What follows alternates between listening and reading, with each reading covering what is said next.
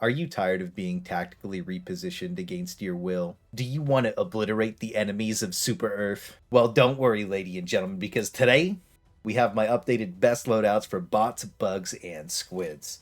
These are built to rack up insane amounts of kills and dominate every mission. Every build here has been tested by me solo and in squads on the hardest difficulty, all focused on being well balanced to bring out the true strength of every weapon and stratagem in them. Removing every single weakness gives these an amazing flow, and once you master them, you can see how much work they really put in. But it isn't always just about what's the strongest, so in my Discord, I have a massive list of builds that shows you can make everything feel fun and viable. So make sure you join to keep up to date with the best and most up-to-date guides on Helldivers 2, and of course, right now, we're lighting this off with the best Terminid build I'm about to bugst. This has been my go-to beast for shredding everything they can throw at you. It's not going to matter the spawn seed, the predator strain, you're going to bulldoze everything. And with the massive cave update this week, we need as much on-demand power as we can get. So this build was already amazing at pushing through and slaughtering mega bases, and is built to make sure your actual Helldiver is killing the majority of enemies instead of your Super Destroyer. So this is going to get more value than ever, and we added a few extra options to every build to make them more flexible for new recruits. Stratagem-wise, it's set up to not just handle all the chaff they can throw at you, but the large lads too. In our Eagle slot, we have 3 options depending on what your playstyle needs.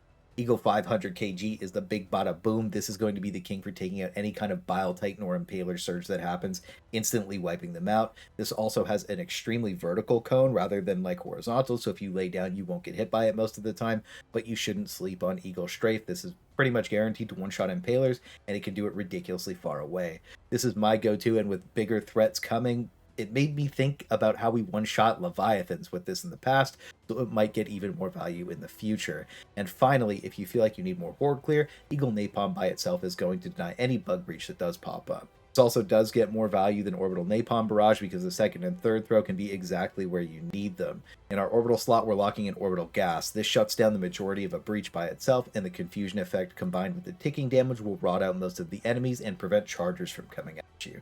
This gives you tons of free time to make better decisions and delete the priority targets, and gets the most value on the Predator strain because it slows the game down, letting you remove their only advantage, which is all that speed. It also has an insanely low cooldown, so you can easily do this every bug breach and randomly in between. And then if you make a mistake with it, it's really not that big of a deal because it comes back up so quick. I also do like flexing this slot over to Orbital Gatling Barrage when I'm running into spawn seeds of nurses and bile spewers, or I'm just in a group, because sometimes you don't need 4 gas strikes, and having Orbital Gatling Barrage can really help round your team out. I think that the combination of Eagle Strafe and Orbital Gatling Barrage on anything that's really big is going to pretty much instantly put it down. So I think this is also going to get a lot of value, and this is honestly my personal favorite strat in the game because it looks insanely cool, and it can also kill every single enemy in the game. As for our support weapons, I set this up so you have some flexibility on what you feel like you need. Personally, the Stalwart is my go-to because it's the definition of max DPS in Helldivers 2. It's the best at mulching chaff, and even on the Predator strain, you can easily maintain control of the flow of the game super easily with no help from your Super Destroyer. All you need to do is set your RPM to max and start blasting. The mindless fun this thing provides is unmatched, and it doesn't really matter what you bring this to. You're going to feel like an absolute machine blasting everything down, and even the largest lads can be taken care of if you have enough democracy in your heart. Now, when you are fighting the hardest enemies the bugs have to offer, make sure you toss a gas grenade in between each time that you reload. It will give you enough space and time to do that full reload even on empty. In the grenade slot, I think gas just gets the most value, and it's the all-around best no matter the situation for pretty much everything. Any choker bug breach you can't clean up is easily shut down by gas grenades, letting you mulch everything or buy you the time just to catch your breath and reset. All gas has a confusion effect on it and rotting damage, so anything that isn't larger than a Brood Commander is just going to flat out die in this, and they're just going to stand around letting you blast them down. We also have a couple of flexible options in the support weapon slot just to help keep the game fresh. If you're struggling with Bile Titans, Chargers, Impalers, and stuff like that, and you need direct removal, the Quasar Cannon, Heat, and the Commando are all going to be easy removal for them. The Flamethrower is also just ridiculously fun and chaotic, but you will need some Fire Res armor to go with that. Now, finally, in our last strat slot, I do prefer Supply Backpack because we are ripping through a ton of ammo and grenades to rack kills up, and this just gives you the extra resources so you never have to worry about running out in between resupplies. And in the new cave update, the devs showed that you're not going to be able to call in supplies until you're in those checkpoints where the roof opens up, so this is going to get even more value in there. I also do really like running the guard dogs and the hover pack when I'm not using the stalwart, and I think that those can be really fun, but again, the supply backpack is just going to get crazy value this update. Now for armor, I almost always lock in the B24 Enforcer. It is just the flat out best armor in terms of survivability in the entire game. It gives you the speed and explosive resistance to help reduce most of the damage that's coming in, and the recoil reduction lets you crouch or lay down and shoot your stalwart like an absolute beam. But if you do feel like you need like reload speed or more ammo, Siege Ready is always goated for that. And moving on to our primary weapon slot, you'll see we have a few more options this time around than the last build update. So the Scorcher is going to be the flat out best bug weapon in the game in terms of raw damage output and can easily kill every single enemy they have very quickly. It doesn't matter if it's a Bile Titan, Charger, Trash, or even a Shrieker lair across the map, it's going to pump it down. Combining this with the Stalwart makes the build basically perfect and removes every single weakness from every situation that they can throw at you. But it's on the last page of the free warbond, so I know quite a few new people won't have it, and that's why we also have the crossbow in here. This lets you easily remove bug holes and takes quite a bit more practice to get used to, but because Democratic Detonation should be everybody's first warbond, you should have this by the time you hit Super Helldive difficulty. Well-placed shots can easily knock down any patrol, and it has explosive damage combined with medium penetration, so it functions just like the Scorcher, just shooting a little bit slower, but the most important thing about this is that it doesn't get stat checked by Bile Spewer Seeds. I also do prefer this over the Eruptor for the bugs simply because it's a little bit faster, and sometimes that's all you need. The last weapon you absolutely cannot sleep on for the bugs is the Cookout. You can slam fire this thing and it ignites everything you hit with it, and it lets you combine that fire and gas damage just for crazy rod that just contains any kind of bug breach or anything that can happen to you. Like, it just gets put down pretty much immediately. And on top of that, it has ridiculously high stagger, enough to interrupt a Bile Spewer's breath. So keep that in mind. This is a ridiculously good weapon. Any of these three and you're going to be able to push to the bugs no problem. Finally, in our Pistola slot, the Ultimatum is going to get the most value, rounding out the build basically perfectly. Its snap on demand anti-tank removal really activates the Stalwart and Scorcher combo, and it lets you keep pushing forward through any situation without having to use a stratagem to take out any of the large lads, and it also has the demo force to destroy Bile Titan holes. And the Grenade Pistol is also really good at just knocking out bug holes if you don't take the crossbow, if you're just like speedrunning blitz missions or something. This build has held up ever since the Predator strain first came into the scene, and it's just gotten better over time. And with the looming update of larger threats than we've ever seen before, I don't think it's going to disappoint. But we're not done here because we still have to deal with the Automaton scum, and I'm a Bot to Erupt is back and better than ever. The Eruptor got insane love on the attachment update. It is going to be the GOAT for patrol and Devastator removal. One of the issues right now with it, though, is if you spam fire it, it can shoot off into nowhere, so when it does this little twitch when you're aiming in with it, that's when it's ready to blast again. And we do have some other flex slots in here. We talked about two on the bugs already, and the same kind of idea applies for them here. But a special note is that the Purifier has the ammo economy and the damage to match the Eruptor in terms of wiping out patrols and bot drops.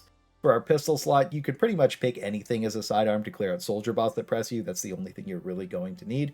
But after you get the Senator, it gives you that soldier bot removal, and it easily lets you rip Hulk eyes off when you crouch, just blasting them no problem, and it does save you quite a few rockets. Now in our armor slot, we are locking B24 again, or heavy explosive resistance. Heavy armor is not bad, and it has insane effective HP for explosives, and the bots deal a lot of explosive damage. So it just lets you live through some of the most ridiculous things that they can throw at you, and reduces the chip damage enough that it just feels overall way better to use. And it's been a personal favorite of mine that you've seen me using on stream for the better part of a year at this point. Now in our stratagem slots, we have this set up to be able to hold any position to the point that a detector tower can't call in enough enemies to push you off of your spot. Lets you farm waves and waves of bots with no issues. So Ego Strafe is our patrol remover, and it snaps them up super easily because they like to walk in straight lines, but it's also super good at killing tanks and pushing positions, and enough strafes can even kill a factory strider. I also do like running Eagle Airstrike in this slot if there's going to be War Striders, because it's pretty good at killing them. And then in the second slot, I almost always take 120mm barrage now. This is going to match the cooldown of bot drops, so you can use it every single time that they flare, and it's going to easily remove their largest threats and provide a massive area denial that lets you easily clean everything up that's going to make it out of it. It also solos level 3 or mega bases the vast majority of the time, and if it doesn't, it softens them up enough that you can easily just walk in and take the rest of it down. And it can also take down detector towers, so it pretty much does every single thing that you need it to do. And sometimes I do flex this slot for Gatling Barrage when I just feel like spamming a ton of damage, because the Ego Strafe Gatling Barrage combo is just ridiculously fun. In our third slot, we actually do take Rocket Sentry almost all the time because when it's up, it's just as valuable as another player. It smashes down everything, and I mean everything they have, and it will solo a Factory Strider if you cover it properly. My favorite part about Rocket Sentry is it always feels like it has your back no matter what. It creates that massive safety net and gives you tons of area control over any position that you do want to hold or even push into.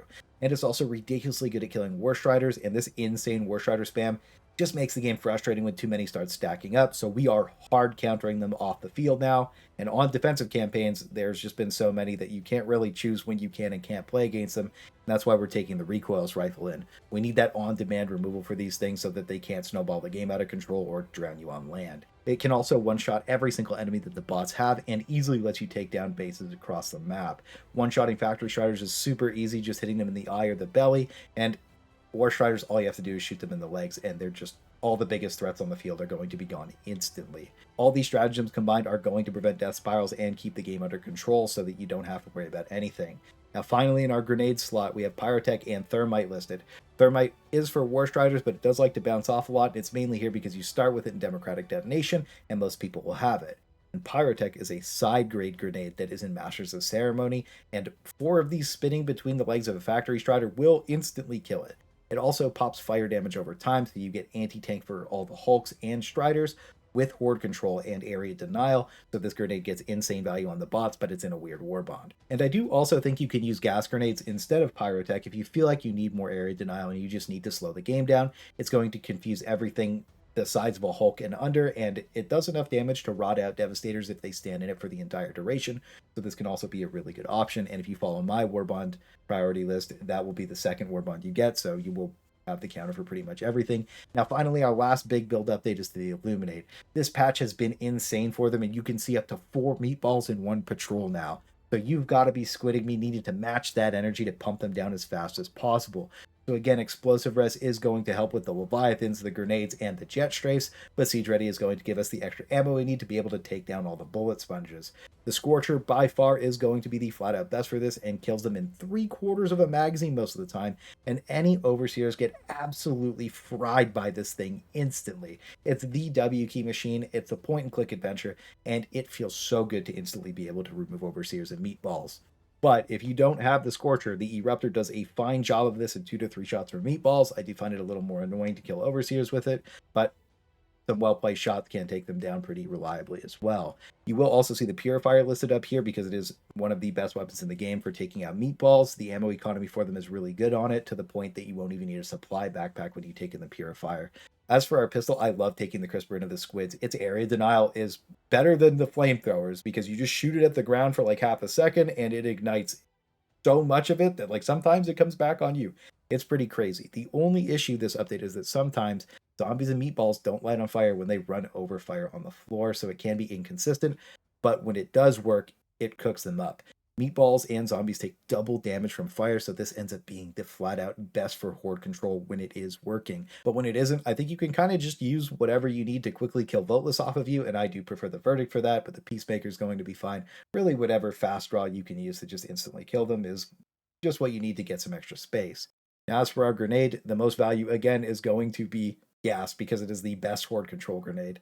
The best way to use this is when they're beaming their guys in off the ships, you can just toss one where they're coming down, and anything that isn't a harvester is just going to be confused, letting you easily take out all the priority targets, and it makes the game way easier. One of the main goals you need to keep in mind when you're playing this build is to combine as much fire and gas damage as possible, so that way you can just rot all the small to medium enemies out. That way we can focus on taking down the important stuff. Gas Strike is going to be really important for this, and it's going to create a massive area denial that we need to rot out all the zombies and keep the meatballs confused so we can pick everything apart as we need. Eagle Napalm is going to be the go-to when there's no Leviathans, and you could just cast this with Gas Strike, wiping everything out that they can throw at you without thinking other than the Harvesters. The combo damage is usually enough to kill a meatball, so it's just a point-and-click adventure at that point. But if there is a Leviathan modifier in effect, you want to bring the recoilless rifle or the anti-tank emplacement in the slot and shoot off their wings.